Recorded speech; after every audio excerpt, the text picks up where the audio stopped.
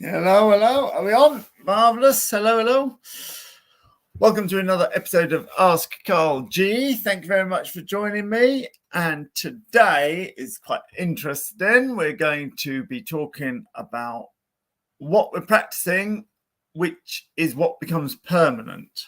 So if we're practicing not getting on our horses at all, if we're practicing feeling nervous and then deciding that we're going to stay on our sofa and not bother, then that's what becomes permanent. How about this? Have you ever had, I know you have, you've got something planned for you and your horse today, and you have a rubbish day at work, or you have a rubbish night's sleep, or some other stress happens, and you go, you know what, I'm just not feeling it now. And you don't go. Do you know that? Hello, everybody who's watching. I should have put that as the title. Everybody who's watching, can you just give me a little hello just to let me know that the audio is working right? Give a secret code word, sellotape. If you write sellotape down, I'm going to know that you're able to hear me. So let me repeat that question. Thank you, Emma. Let me repeat that question. Have you ever had it that you're going to go and do your lesson, you're going to go and do your progression, you're going to get on with your horse, you've had a rubbish night's sleep or a rubbish day at work, and now you just don't feel like it? Okay, so what's going on now is that your subconscious is falling into a pattern. And if that pattern goes too familiar, I don't know if I'm even resonating with people now. I'm sure I'm resonating with somebody. There's always some excuse as to why you're not going riding.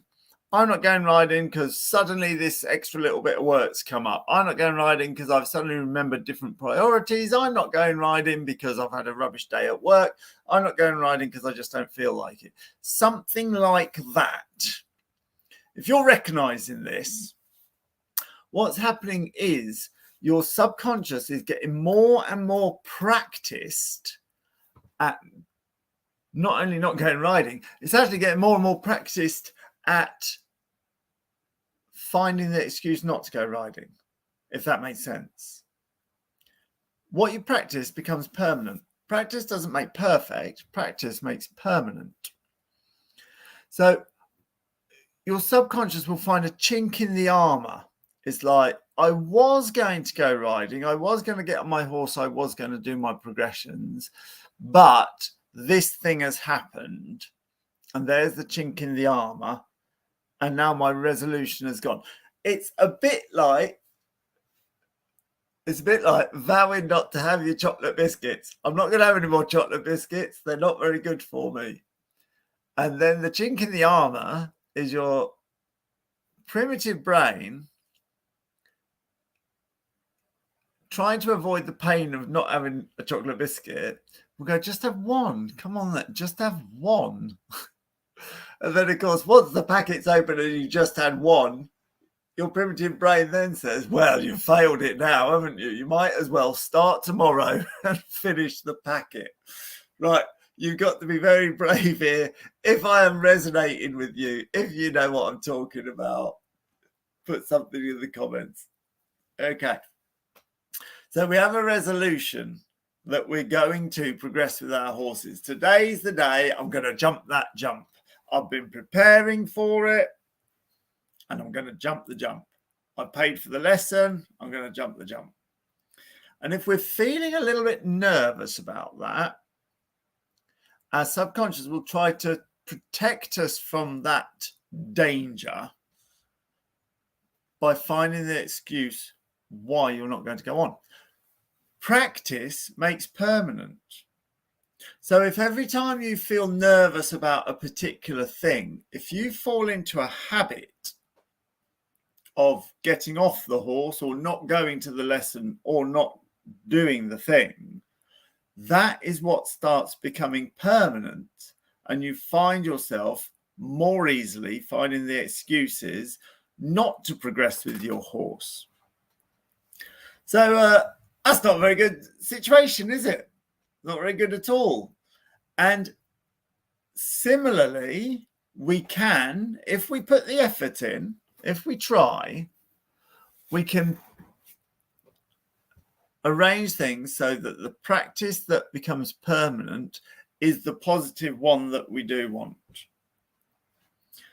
There's always a way of finding the chink in the armour. I've often spoke about a client who had a fear of bridges. And the chink in the armour is to find that little bit of enjoyment about bridges. And to someone with a phobia of bridges, then it's going to be hard to find any enjoyment at all. When I was driving home from London on a sunset, I happened to drive underneath a motorway bridge, and there was a father and child peering over the bridge, as you do when you're a kid. And every time a lorry went underneath the bridge, the kid absolutely wet itself, ran round in a circle with its little bobble hat bobbing, and jumped up and down. And that's the chink to start. That's the chink to start. Spiders, right? Lots of people don't like spiders. Where on earth would a chink in the armour for spiders be?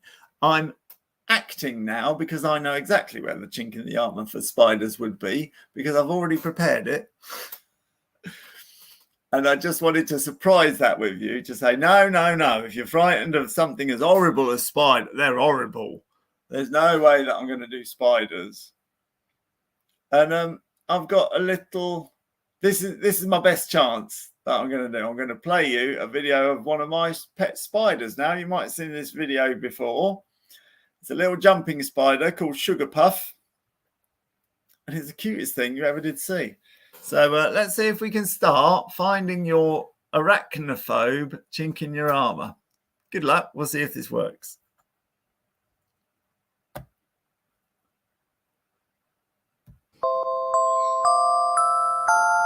You're my honey bun, sugar plum, pumpkin. You're my sweetie pie. You're my cupcake, gumdrop, snickums, spickums. You're the apple of my eye, and I love you so, and I want you to know that I'll always be right here. And I love to sing 3 songs to you because you are so dear.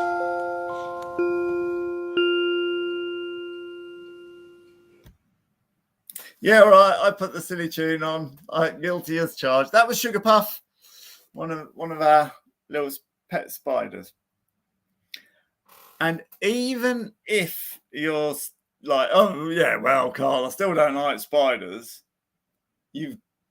I'm pretty sure, got to admit that was a bit cute. Another cute thing about spiders is looking at close-ups of their little paws. You know, especially tarantulas, they've got these little paws that look like kitten paws. And it's just a start. So in the same way as your primitive mind can stop you getting on your horse by finding that chink in your armour, so your positive mind can get you on your horse by starting that chink in your armour. Now, if you're convinced that every time you get on a horse it's the most dreadful thing ever, then it's going to be hard to get that chink in your armour. If you get on a horse and your adrenaline just goes through the roof, where can you find the chink in the armour that isn't abject fear, sitting on the horse, trembling, and everything around you is saying, this is getting worse, the horse can feel you trembling, it's going to kick off, and all those lies that your subconscious says to you. That's rubbish, by the way, just so that everybody knows. If you're trembling, the horse doesn't give a monkey's. If it really mattered whether you were trembling or not, does that mean nobody who is cold could ever ride? Nobody with Parkinson's could ever ride? Nobody who's elderly could ever ride? And so on and so on. It's it's just nonsense. But this is the way our subconsciouses work. I'm sure some of you out there recognize this. So the best way to start practicing not feeling nervous, for myself being an ex-hypnotherapist, is hypnosis. There's hypnosis that is a sports hypnosis.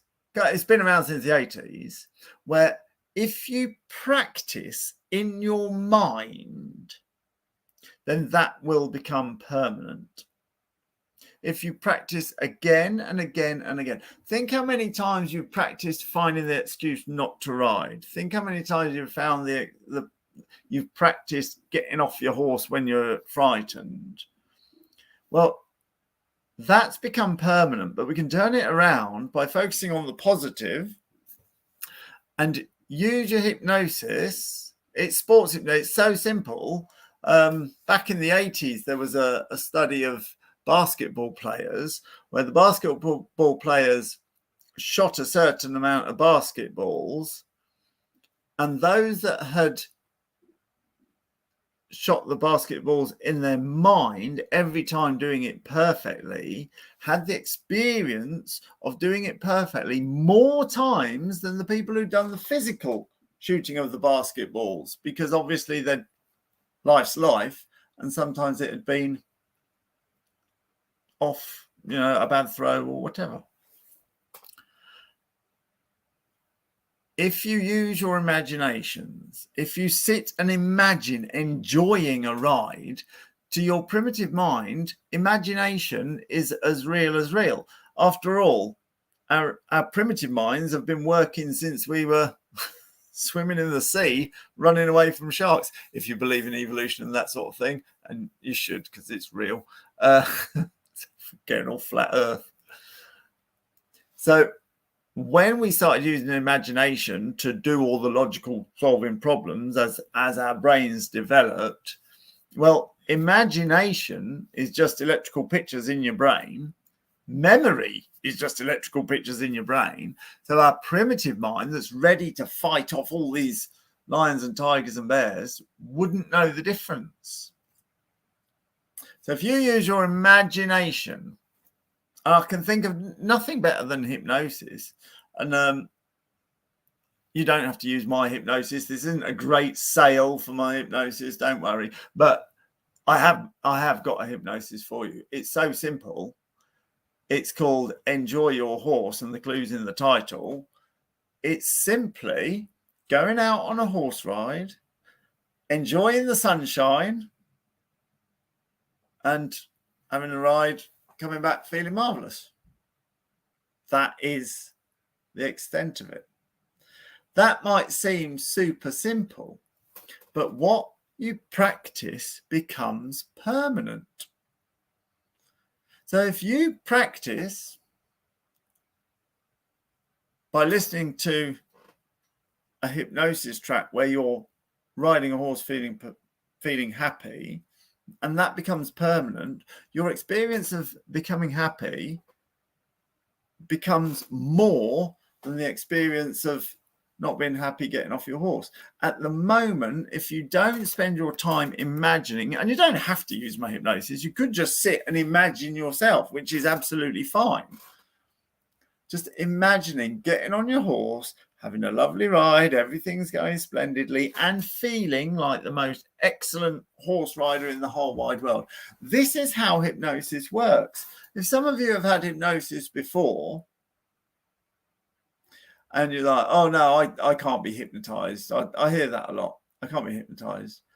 And these are people who used to be confident on their horses and now they're not. Well, they can be hypnotized because they have hypnotized themselves from a position of thinking horses are safe into a position of thinking horses are dangerous. So if you can get hypnotized one way, you can get hypnotized another way. And that's how hypnosis works. That's how I've built my rider confidence business. It works. What you practice becomes permanent. So you've got to make sure of what you're practicing. If you do want my hypnosis, I'll put a link around here. It's called Enjoy Your Horse, And that's simply it, going out and enjoying your horse. If you've got any further questions about hypnosis, how it's supposed to help you, and actually I'm just going to take a quick break here, I wasn't going to talk about this, but I am going to talk about it actually. There are some NLP and hypnosis practitioners out there who are scared of their horses. I know, it's true. So if you don't want to buy my hypnosis, that's fine. But before you get somebody else's hypnosis, have a look through their photos. If they're not galloping around and jumping over jumps and doing normal show jumping, inventing, dressage, if they're not doing the normal thing, if their whole marketing angle is standing in a field with the sunset in a floaty dress, breathing into the horse's face, steer clear. It means they're frightened of their horses, and that's not going to go well. Anyway, I've digressed. Lovely. I'm going to put a link around with us. I'll do a special offer price as well for the hypnosis. Enjoy your horse. But whatever you do, it's what you practice that becomes permanent. You could spend 30 years practicing the wrong thing and that will become permanent. Practice doesn't make perfect. Practice makes permanent. I hope this has given you food for thought. I'll look forward to reading all your comments in the comments box. And if anyone's got any further questions, I'll get back to you and we'll have the subject for another video. I hope you enjoyed meeting Sugar Puff. And yeah, thanks for listening.